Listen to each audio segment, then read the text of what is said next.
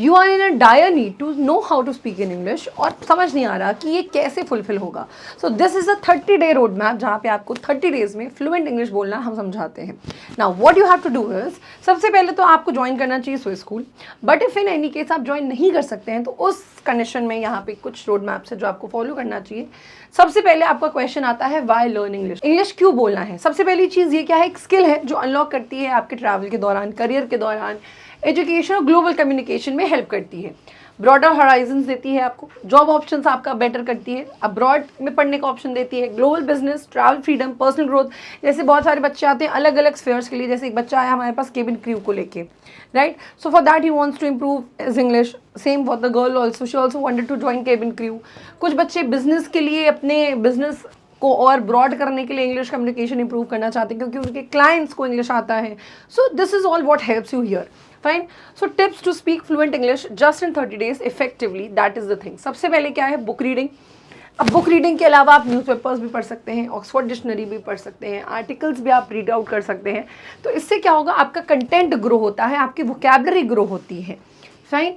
Then we have practice speaking with a native speaker. और one more thing, books में भी जैसे fantastic mister fox, the old man and the sea, the tale of two cities, lord of the files, ये story books हम लोगों ने mention करी हैं, जो आप पढ़ोगे तो आपको इंटरेस्ट भी आएगा एंड टुगेदर विद आपका वोकैबुलरी भी इंप्रूव होगा।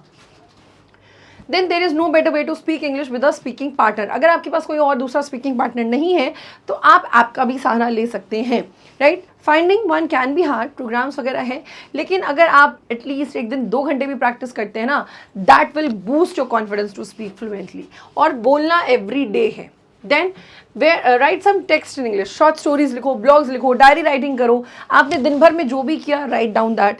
जो स्टोरी बुक, जो न्यूज़पेपर्स आप पढ़ रहे हैं, वह आप अपने वर्ड्स में उसको लिखिए, इंग्लिश में, it has to be in English, right.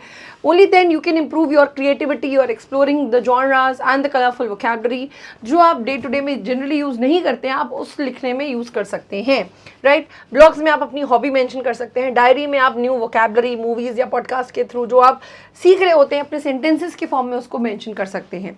English में कंटेंट वॉच करिए, अपने ईयर को भी ट्रेन करना है इंग्लिश सुनने के लिए और वही एब्जॉर्ब करने के लिए।